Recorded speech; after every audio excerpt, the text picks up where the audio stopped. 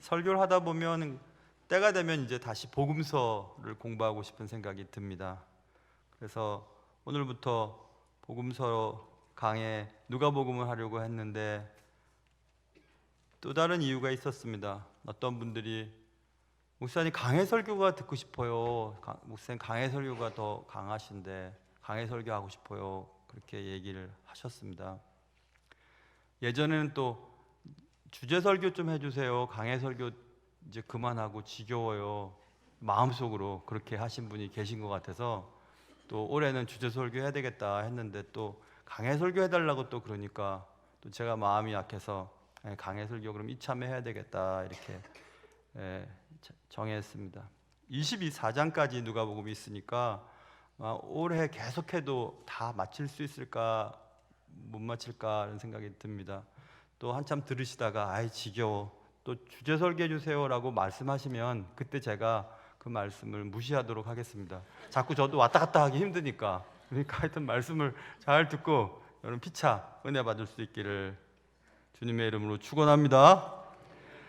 아무것도 하고 싶지 않은 그런 날이 있습니다. 살다 보면 다 싫다.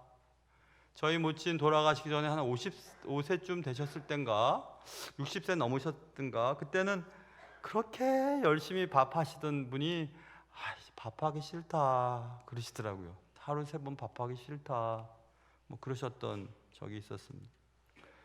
왜 아무것도 하고 싶지 않은 그런 날이 찾아올까 생각해 봤는데 계획했던 일이 잘 진행되지 않을 때 뭐하러 하나 이런 생각 들 때가 있고 마음을 쏟아서 열심히 어떤 대상을 사랑했는데 그 사랑이 무시당한 것처럼 느껴질 때 또 내 마음대로 할 수 있는 것이 하나도 없을 때 노력을 해보았자 아무런 의미가 없다고 느껴질 때 그때 우리는 정말 아무것도 하고 싶지 않습니다. 오늘 본문에는 아무것도 하고 싶지 않은 그런 날을 지내고 있는 어떤 사람의 이야기가 기록되어 있습니다. 그는 정말 아무것도 하고 싶지 않았습니다. 그러나 그는 아무것도 하고 싶지 않았던 그날 아무것도 하지 않은 것이 아니라 무엇인가를 합니다. 그리고 그날 그의 삶은 새로운 전기를 맞이하게 됩니다. 사느라 힘드신 여러분, 매일매일 살아가는 것이 쉽지 않은 우리의 삶 속에 때때로 아무것도 하고 싶지 않아 라는 생각이 들 때 오늘 말씀을 듣고 또 새롭게 한 걸음 나갈 수 있는 저와 여러분 될 수 있기를 주님의 이름으로 축원합니다. 오늘 읽은 5절 말씀부터 읽었죠. 유대 땅에 사가랴와 엘리사벳이 살고 있었다 이렇게 이야기가 시작됩니다. 사가랴는 아비야 반열에 제사장 한 사람이 있었다. 이름은 사가랴였다. 사가랴는 제사장 중에 한 사람이었다. 사가랴거든요. 야를 기억하라 이런 뜻이에요. 사가랴는 야를 기억하라. 야는 야훼의 준말입니다. 그래서 야훼를 기억하라. 다시 얘기하면 하나님 기억하라 이런 뜻입니다. 이름으로 갖고 오면 사가랴라는 말은 하나님께서 기억하시는 자쯤으로 번역됩니다. 사가랴 하나님이 기억하시는 자, 하나님이 기억하시는 자 굉장히 좋은 이름이죠. 제사장 가문의 아들 정도 될 만한 이름입니다. 사가랴의 아내 이름도 나와 있는데 사가랴의 아내는 아론의 자손이다. 정말 더 대단하네요. 모세의 형인 아론의 후손. 그러니까 결국 사가랴의 아내도 제사장 가문 레위 지파 사람이고 특별히 아론의 자손이었고 이름은 엘리사벳이라. 엘리사벳은 신의 맹세라는 뜻을 가지고 있습니다. 직역을 하면 그것을 이름으로 가지고 오면 나의 하나님은 약속이셔 이런 뜻을 가지고 있어요. 그러니까 여호와께서 기억하시는 남자와 나의 하나님은 약속이셔, 약속을 지키시는 분은 그런 분이셔 라고 하는 엘리사벳, 이 두 사람이 만나 결혼을 해서 가정을 이루었다. 대단한 가정입니다. 어제 우리 교회 제가 안식년 때 말씀을 전해주셨던 권성 목사님 아드님이 결혼이 있었어요. 그래서 잠시 신방이 있었길래 잠시 들어다가 인사만 하고 이제 신방 가느라고 또 급하게 나왔는데 그런 가정을 보면 영적으로 존경을 갖게 됩니다. 권성 목사님 아버님 목사님이시죠. 권성 목사님 형제들 다 목사님이죠. 어제 결혼한 권성 목사님의 아들 권야긴이에요. 그러니까 성전의 앞에 있는 두 기둥 이름 보아스와 야긴이라고 하는, 거기서 나온 야긴이라고 하는 이름을 가졌어요. 그런 분들 보면 그 가문에 영적인 어떤 그 힘이, 은혜가 있는 것을 느낄 수 있거든요. 우리 교회도 그런 분 계시죠. 현영진 목사님, 아버님 목사님, 할아버지 목사님, 장인어른 목사님, 본인도 목사님. 여러분, 현영진 목사님 이렇게 오늘 가다가 만나면 이렇게 고개를 이렇게 경의를 표하셔야 돼요. 그런 분들 그 가정에 흐르는 이 영적인 기운들이 있습니다. 그 우리가 말을 못해도 그런 게 있습니다. 그런데 이 가문이 그렇다는 겁니다. 사가랴와 엘리사벳은 그런 가문에 그런 두 사람이 만나서 살았습니다. 어제 신방했는데 우리 목회자 자녀들이 있는데, 어제도 우리 신방한 가정이 목사님 따님이에요. 근데 제가 가만히 보면 목사님 따님들은 대부분 어머니 아버님 고생한 거 알고 잘 큽니다. 제가 보니까 그래요. 친구들도 보면. 그런데 목사님 아들들은 잘 크는 애들들이 있고 완전히 반대로 나가는 아들들이 있거든요. 그런데 대부분 목회자들과 또 교회 중직자들 자녀들은 교회에서만큼은 그래도 착한 척합니다. 그리고 세상에 나가면 그렇지 않은 모습으로 살아가고 뭐 그렇습니다. 우리 아들 말하는 거 아니라는 거 꼭 생각하세요. 그럴 수도 있는지 모르죠. 아무튼 그런데 사람 앞에서가 아니라 오늘 성경에 보면 이 두 사람이 6절 보세요. 이 두 사람이 하나님 앞에 의인이었다.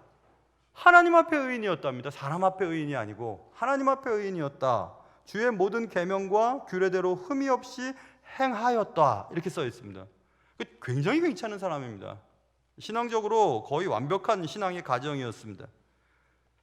그런데 그렇게 완전하게 보이는 가정에도 문제가 있었다. 성경은 말씀하고 있습니다. 그들에게 있었던 문제는 그 가정에 자식이 없었다. 7절에 자식이 없었다. 지금은 굳이 자녀가 뭐 있냐 없냐, 없으면 문제가 되냐, 있어야 되냐, 그런 건 없습니다. 요즘에는. 그리고 젊은 사람들도 자녀 키우는 부담감 때문에 자녀를 안 낳으려고 하는 일들도 많습니다. 우리나라가 대표적인 나라입니다.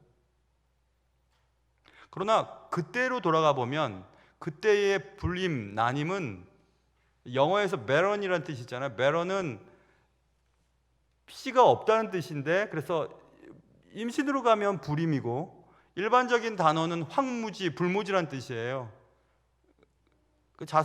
생명이 살 수 없는 그런 것. 그런데 생명이 살 수 없는 가뭄이나 불모지, 황야는 하나님의 심판의 결과로 믿던 그때의 불임, 난임도 하나님의 심판의 결과로 그런 일이 생겼다고 믿었던 그때로 돌아가 보셔야 돼요.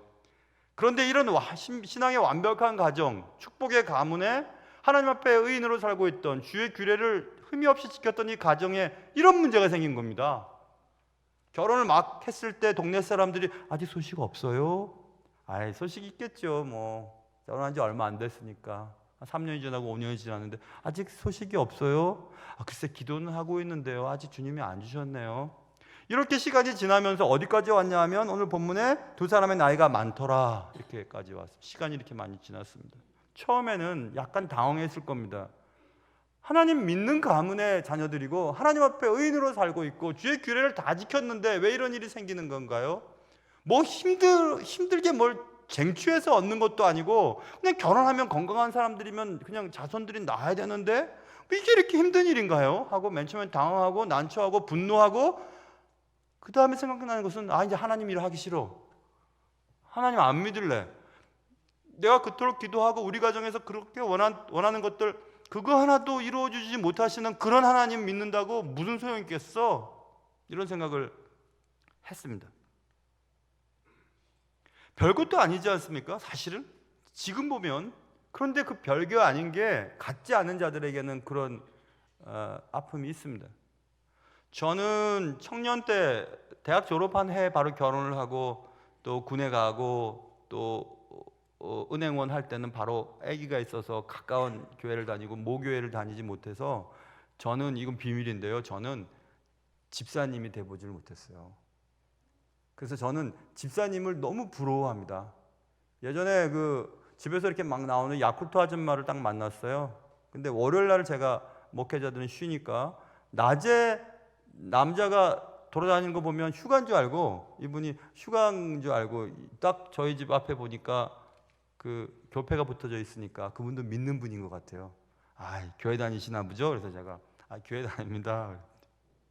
그래 딱 보니까 그때는 저보다 좀 몇 년 전이니까 흰머리 덜 났을 때 장로님은 아닌 것 같고 집사님이신가 보죠? 그러더라고요. 그래서 제가 집사도 아닙니다 이랬어요. 그러면서 제가 생각하길 집사도 난 못 돼봤네 이런 생각했거든요. 가지지 못했으니까 집사님이 너무 되고 싶은 거예요. 갑자기 여러분들 마음에 내키시면 강 집사님 좀 불러주세요. 난 정말 좋을 것 같아. 정말 듣고 싶어요. 그런데 갖지 못한 사람들은 가지지 못한 것 때문에 그런 마음들이 있거든요. 교회를 오래 다닌 것을 알고 있는 친구들이 얘기합니다. 야, 너 어디 교회 가면 너 정도 교회 다니면 권사 되는 거 아니냐? 그럼 물어보는 거예요. 혹시 나이가 많으신데 교회 오래 다니신 것 같은데 권사님이신가요? 그러면 이제 저희들은 아직 권사가 아니에요 하고 창피해합니다. 참 웃기죠? 아무것도 아닌데 그게 뭐가 중요합니까? 권사, 집사. 난 집사도 못 돼봤는데. 그런 게 있다는 겁니다. 근데 그때에 자녀가 없다는 것은 그 정도의 문제가 아니고 하나님의 진노로 인한 불행한 결과 쯤으로 알고 있었을 그때에 자녀가 없었습니다. 이 가정에. 그러니 얼마나 지금 난감한 겁니까? 그런데 이게 숨겨놓은 죄, 그래서 그것 때문에 이런 일이 생겼을 거야 라는 생각들을 사람들은 대부분 많이 합니다. 특별히 교육자들을 바라볼 때 그래요. 만약에 목사나 교육자들, 선교사님이나 이럴 때 무슨 집안에 문제가 생기면 보통 우리들은 어떻게 생각하냐 하면 저 목사님이 숨겨놓은 죄가 있으니까 하나님 그렇게 치시는 거야 이렇게 생각하는 경향들이 있어요. 없는 게 아니라 일반 성도들도 마찬가지고, 그건 한국도 그렇고 외국도 그렇더라고요. 그냥 획일적으로 그렇게 고통이나 불행의 문제를 하나님과의 관계의 어떤 문제의 결과로 나온 것이라고 그냥 치부하는 경향들이 있습니다. 그런데 그런 경향 때문에 이득을 본 사람도 있습니다. 그 이득을 본 사람의 얘기를 해드릴 텐데 그게 바로 저거든요. 논문을 쓰고 주심 교수님께는 한 번에 통과를 받았어요. accept 딱 했습니다. 너무 잘 됐다. 이제 부심 교수님한테는 주심 교수님께 허락을 받았으니까 부심 교수님께 허락받는 것은 쉬운 일인 줄 알았더랬습니다. 근데 부심 교수님 두 분 중에 한 분이 굉장히 까다로운 분이 계셨어요. 그래서 제가 논문을 가지고 갔을 때 딱 리젝트 시키고 이렇게 고쳐오고 이렇게 더 첨가하고 그렇게 해서 몇 달간 또 한 2달 고생해서 다시 가지고 갔습니다. 또 리젝을 시켰어요. 또 고생을 해서 또 가지고 가면서 이거 자꾸 이렇게 밀리면 큰일 나는데 어떡하지 하고 있다가 그날따라 그 교수님을 만나러 가던 그날 학교 안에 있는 프레이어 가든이라고 하는 기도의 정원에서 막 기도했습니다. 하나님, 나 이제 할 만큼 했는데 너무 힘듭니다. 기도했습니다. 그럴 때 시편 말씀인 것 같아요. 하나님이 오늘 너에게 기쁨을 주겠다, 너를 돕는 자를 만나게 하겠다, 그런 내용의 말씀을 듣고 이제 똑똑똑 들어갔어요. 들어가서 논문을 드렸는데 교수님이 저를 딱 보시더니 무슨 문제가 있냐고. 그래서 제가 그런데 얼마 전에 무슨 사고를 당해서 머리가 좀 아팠었거든요. 머리가 좀 많이 아파서 머리가 좀 아프다고 그렇게 얘기를 했어요. 머리가 좀 아프다고.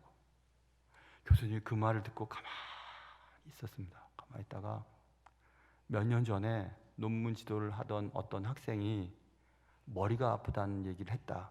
근데 여기 고치고 저기 고치고 하다가 그 학생이 돌아가셨어요. 딱 3분만 놀라시네. 1부 때는 많이 놀라시고 2부 때는 돌아갔나 보지 막 이런 생각하시는데 돌아가셨어요. 근데 돌아갔다는 얘기를 그 교수님이 저한테 하면서 그거 조심해야 된다고. 목사들은 교회 섬길 때 교인들한테도 기도 부탁도 못 한다고. 그런 문제가 생기면 괜히 오해하니까. 그래서 그 목사님도 미국 목사님이었는데 그 목사님도 그렇게 하다가 그냥 돌아가셨대요. 그러면서 저를 가만히 보더니 사인해주고 통과시켜줬어요. 그 제가 나를 도와주는 어떤 분은 저기 계신 분이 나를 도와줬나 생각해가지고 얼마나 기쁘고 감사했는지 모릅니다. 여러분 너무 놀라셨어요? 왜 이렇게 여기 난장판이 됐습니까? 근데 그래 저는 그때 도움을 입었죠. 그런데 그런 마음들은 우리 속에 있거든요. 내가 뭘 잘못해서 이런 일이 생기는 거 아닐까? 내가 그토록 열심히 자녀들 위해서 기도하고 신앙 가정을 만들기 위해서 애를 썼는데 갑자기 결혼한다고 데려온 사람이 예수 안 믿는 사람이에요? 그런 난리가 나는 거죠. 그런데 여러분 꼭 기억하세요. 우리가 좋은 신앙의 가정이고 믿음을 잘 지키고 하나님 앞에 의인으로 살아도 가정에 문제가 생길 수 있습니다. 그 가정의 문제는 꼭 우리가 잘못했기 때문에 실수했기 때문에 하나님 앞에 숨겨놓은 죄를 고백하지 않았기 때문에 받는 벌로 획일적으로 생각해서는 안 된다는 것을 먼저 생각해야 하고, 그럼에도 불구하고 이 사가랴는 일하기 싫습니다. 내가 사랑하는 하나님, 날 사랑하시는 하나님이라고 믿었던 하나님이 내 기도를 들어주시지 않으니까 처음에는 언젠가 들어주시겠지 하다가 점점 시간이 가고 이제는 거의 자녀를 얻을 수 없는 환경에 놓이자 그는 정말 주님 섬기는 것이 그렇게 썩 좋지는 않게 되었습니다. 사가랴에게 그런 날이 계속되고 있습니다. 나이는 계속 먹어가고, 그리고 문제는 오늘 성경에 보면 자녀가 없는 문제는 엘리사벳이 잉태를 못했기 때문에 자녀가 없었다고 분명히 기록해 놓은 것을 보니까 문제는 아내에게 있는 겁니다.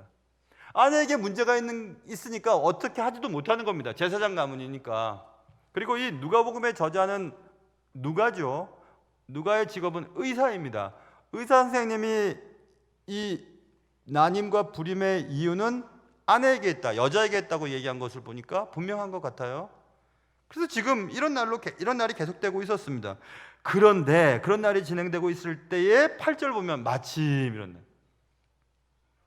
하필이면이라는 말이 더 맞을 것 같아요. 하필이면 사가랴가 그 반열의 차례대로 하나님 앞에서 제사장의 직무를 할 차례가 된 겁니다. 역대상 24장에 보면 다윗 때에 제사장의 반열을 24개의 반열로 나누게 됩니다. 그 24개의 반열 가운데 8번째 반열이 아비야 반열이에요. 이 사가랴가 속한 반열. 1년에 2주, 그러니까 한 주씩 2번 하나님의 성전에서 봉사할 수 있는 책무가 주어집니다. 그런데 마침 사가랴가 속한 아비야 반열이 그때에 하나님의 일을 하도록 되어 있었던 것입니다. 아이고, 하필이면 또 우리가 하나님의 성전에서 일을 해야 되네? 거기까지는 좋아요. 그런데 당시 지금 이때 사가랴가 제사장이 이때에 제사장이 한 18,000명 정도가 있었답니다. 18,000명 정도. 그러니까 18,000명을 24로 나누면 얼마가 나오고, 그 중에서 하나님의 성전에서 일을 할 수 있는 사람으로 뽑힌다는 것은 확률이 너무 적어요. 너무 인원이 많기 때문에. 그렇기 때문에 오늘 본문에 보면 제사장의 전례를 따라 제비를 뽑아, 이렇게 9절에 나옵니다. 제비를 뽑아서 제비를 뽑힌 자만이 주의 성전에 들어가서 하나님의 일을 하게 되어 있었다는 겁니다. 분향은 아침 저녁으로 2번 해야 되는데 아침 저녁으로 2번 일주일씩 하니까 꽤 열심히 해야 되는 겁니다. 근데 제비를 뽑았는데 사가랴가 뽑힌 거예요. 하나님의 일을 하기 싫은데, 아무것도 하기 싫은데, 지금 하나님이 내 삶에 대해서 관심이 없어 보이고 내가 그토록 기도하는 그 기도의 내용을 응답하시지 않는 하나님, 그래서 나와 관계없는 하나님, 적어도 나를 사랑하시지 않는 하나님처럼 여겨지는 그 하나님을 위해 봉사를 하게 되었다는 겁니다. 잠언 16장에 보면 제비는 우리가 뽑지만 이를 작정하시는 분은 하나님이라고 하셨으니까 결국 사가랴가 속한 아비야 반열이 그때 차례대로 그 일을 하게 된 것과 그 아비야 반열 가운데서 사가랴가 제비를 뽑아 분향을 하는 일을 맡게 된 것은 결국 하나님이 그렇게 하신 거예요. 하나님이 가까이 이렇게 끌어당기신 거죠. 가까이 와, 너무 화내지 말고, 너무 그렇게 짜증내지 말고 좀 가까이 와, 이렇게 부르신 겁니다. 그래서 이제 사가랴가 분향을 하였다 이렇게 시작되고 있죠. 사가랴는 정말 하기 싫었을 것 같습니다. 사가랴, 여호와께서 기억하시는 자. 뭐가 여호와께서 기억하셔? 기억하신다면 이런 일이 있어? 엘리사벳, 나의 하나님은 약속하시는 분이시고 약속을 지키시는 분이셔. 무슨 약속 안 지키시는데 나 이제부터 하나님 안 믿어. 하나님 정말 일 안 해. 내 기도도 안 들어주시는 그런 하나님 섬기라는 건 정말 너무 힘든 일이야. 난 하기 싫어. 제사장이지만 하나님의 일은 하기 싫어. 그런데 하나님을 하게 된 겁니다. 딱. 사가랴는 제사장의 직무를 포기하고 싶었을지도 모릅니다.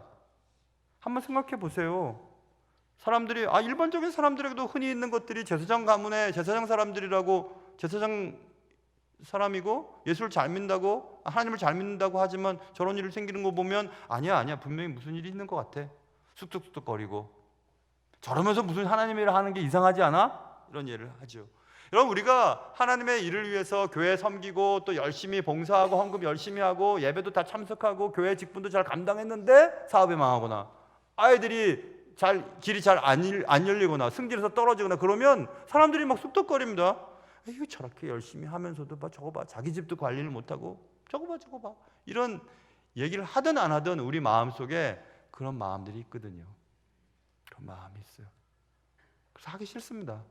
그래서 올해 구역장 하세요, 뭐 찬양대 하십시오, 선생님 하십시오. 그러면 우리 집이나 좀 잘 되고 해야죠, 이런 말을 하거든요. 우리에게도 그런 날이 있듯이 사가랴도 그런 시간들을 보내고 있었습니다. 하나님의 뜻대로 그렇게 열심히 최선을 다해 살았는데 원하는 것이 이루어지지 않을 때 아무것도 하고 싶지 않은 건 당연하죠. 사가랴도 그랬을 것입니다. 우리도 그렇고. 그렇지만 사가랴는 그 직무를 행합니다. 사가랴는 그렇게 합니다.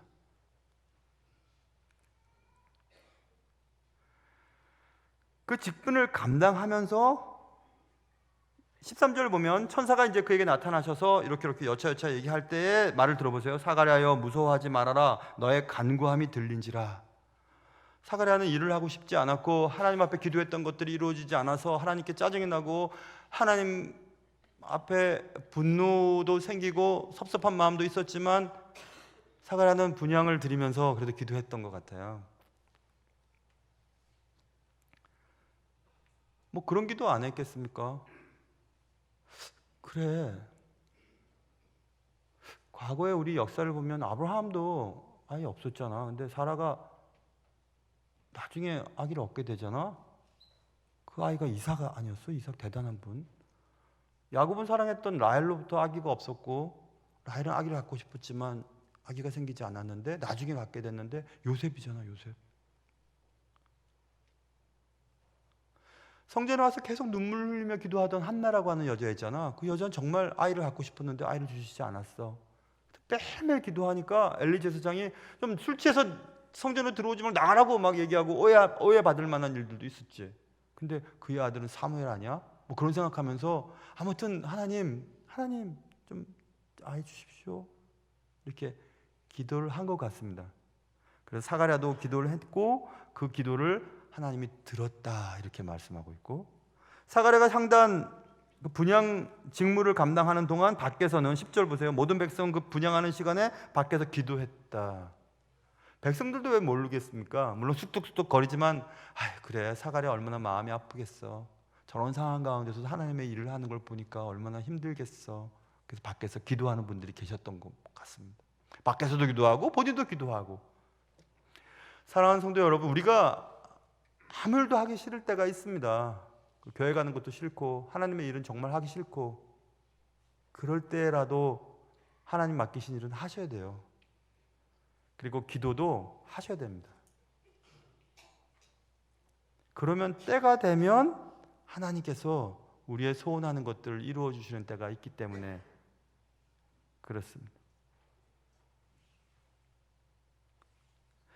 지금 이 천사의 이름은 19절에 가브리엘이라고 하는데, 가브리엘은 구약에서도 나오는 이 가브리엘 천사는 좋은 소식을 전달할 때 가브리엘이 그 일을 하고, 뭐 미가엘 천사도 있고 뭐 여러 천사들이 있지만 이 가브리엘이 나타나서 좋은 소식을 전하러 왔다 하고 얘기를 합니다. 근데 이때가 어느 때냐면 5절에서 유대 왕 헤롯 때라고 얘기했죠. 그리고 이때가 어느 때냐면 구약의 말라기가 쓰여진 이후 400년이 지난 어느 시점입니다.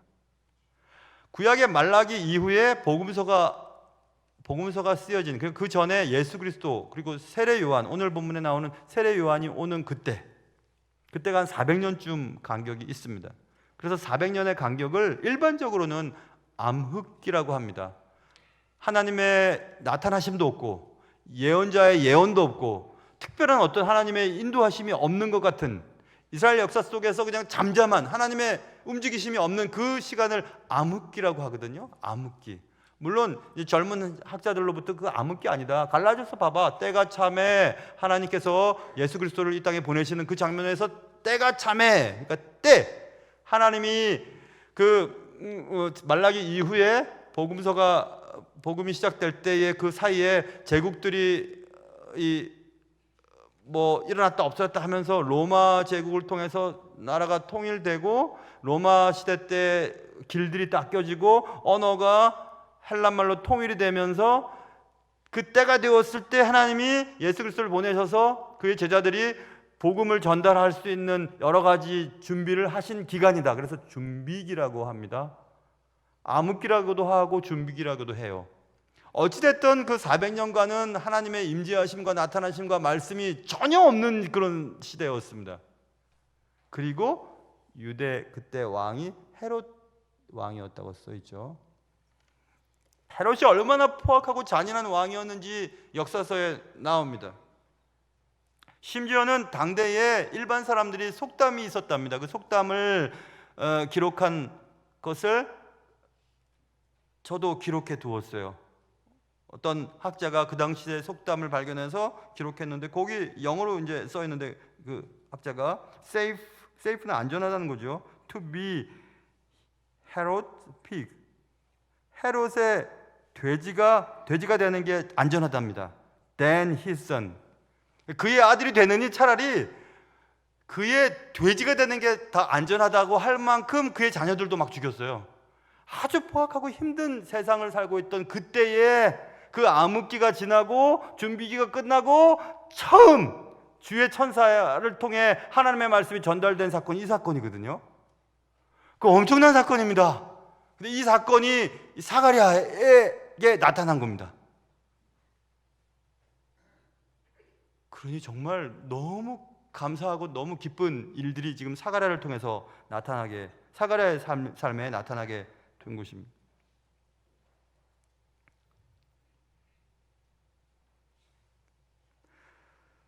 사가랴는 아무튼 이 천사의 방문을 통해서 그에게 아들이 있을 것을 수태고지죠. 고지를 받고 이제 드디어 여인이 낳은 사람 중에 최고의 사람이라고 주님께 칭찬을 받은 세례 요한이 사가랴와 엘리사벳을 통해서 이 가정에 나오게 되었습니다. 세상을 살아가다 보면 인생이 참 불공평하다고 느낄 때가 있습니다. 분명히 있습니다. 주님의 말씀을 따라 열심히 살았는데도 허무하게 느껴지는 일을 만날 때도 제법 많습니다. 사가랴와 엘리사벳은 믿음의 가정을 이루며 살았습니다. 하나님 앞에서 의인이었고 주의 모든 계명과 규례대로 흠이 없이 행하는 사람이었습니다.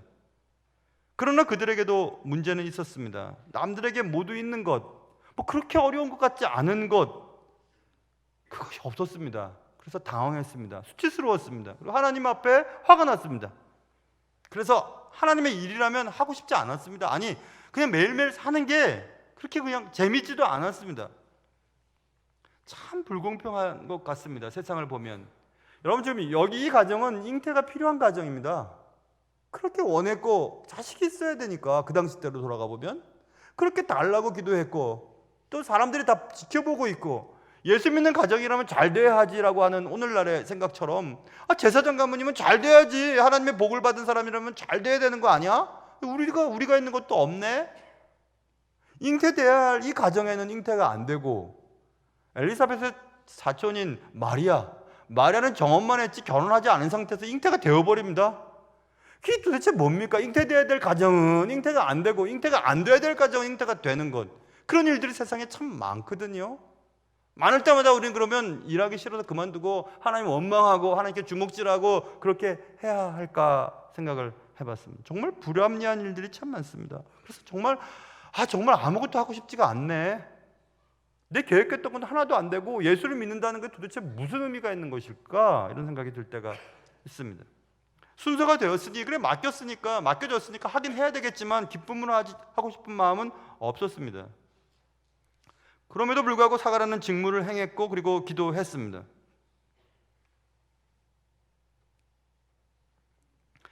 근데 여기까지 우리가 말씀을 듣다 보면 그치요. 그래 성경 그래도 결국 기다리면 아브라함 사라에게도 아기가 있고 라헬에게도 아기가 있고 한나도 아기를 주셨고 여기도 역시 주셨지만 사실 우리는 안 그렇지 않습니까? 그렇게 기도해도 아기가 안 생기는 가정도 있고 그렇게 원했지만 일이 이루어지지 않는 것도 있고 내가 뭐 잘못된 기도를 했습니까? 내 남편과 내 아내 예수 믿게 해달라고 내 자녀들 예수 잘 믿게 해달라고 기도했지만 기도가 응답되지 않는 일들도 얼마나 많은데요.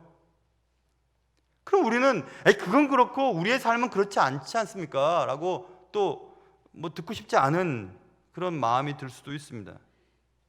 나 이제부터 하나님을 안 믿으랍니다. 믿어도 뭐 달라질 것도 없는데요. 뭐 나 이제부터 하나님 일도 하고 싶지가 않아요. 그냥 교회는 그냥 의무적으로 다니지는 모르겠지만 나 그거 뭐 그렇게 썩 기대도 안 합니다 하고 기도를 중지하거나 하나님의 책무를 포기하거나 그래서는 안 됩니다.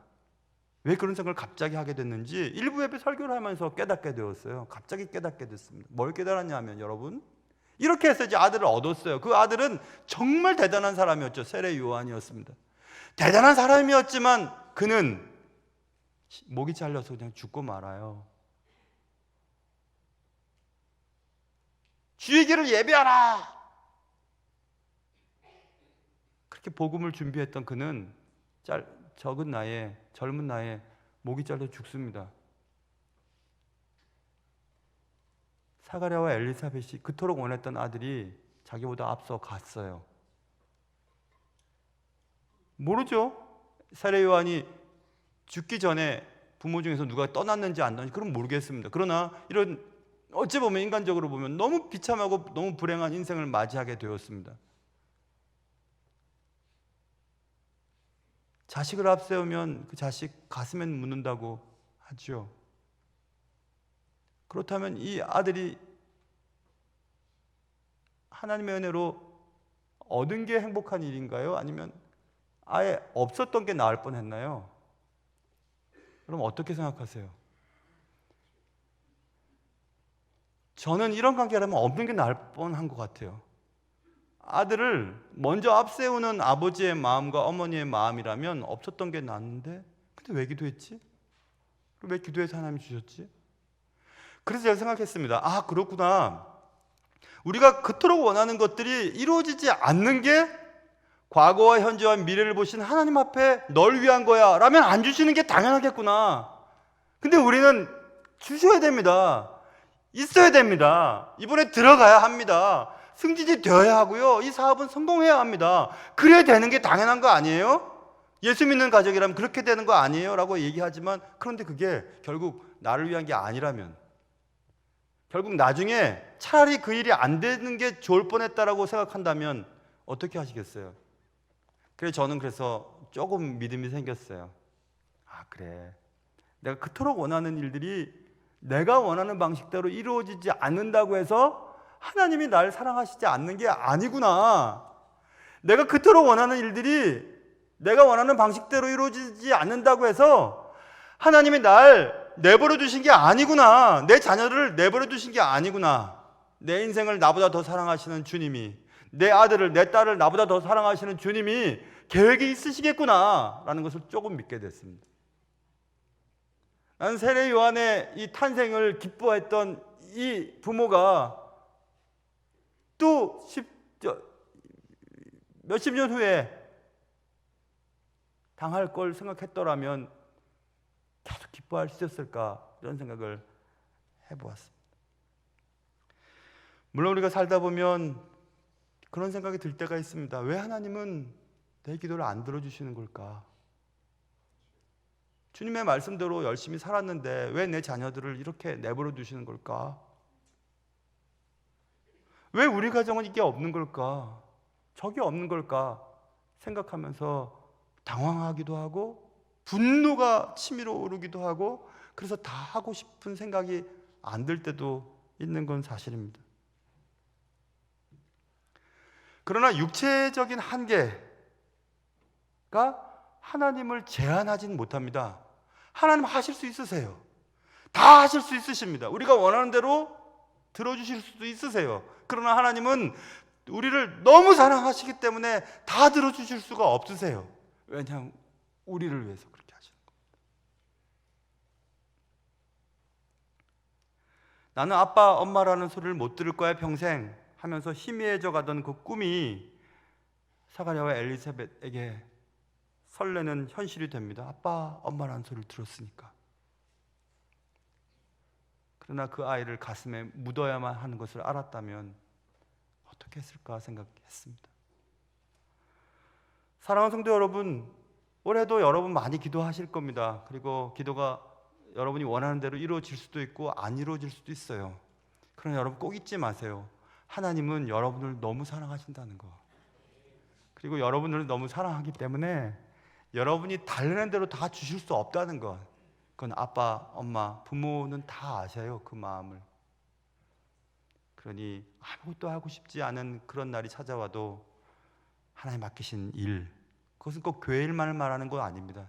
여러분의 삶의 자리에서 해야 할 일들 포기하지 마시고 또 기도하는 것 포기하지 마시고 하나님이 여러분에게 가장 좋은 길을 위해 지금도 준비하고 계시다는 사실도 잊지 마시고 그렇게 올해를 살아갈 수 있는 그런 은혜가 여러분과 저에게 있기를 주님의 이름으로 축원합니다. 기도하겠습니다. 하나님 아버지, 왜 안 되는데요? 왜 우리 가정은 없는데요? 왜 그렇게 되면 안 되는데요? 라고 말할 때라도 주님은 계획이 있으시고 또 가장 좋은 길을 위해 준비하고 계시고 지금도 내 아들과 딸 그리고 날 위해 우리 가정을 위해 교회를 위해 최선을 다하여 일하고 계시다는 사실 그 하나만을 믿고 아무것도 하고 싶지가 않아 그런 날이 찾아와도 이 사실을 믿으며 하나님께 나아갈 수 있도록 도와주옵소서.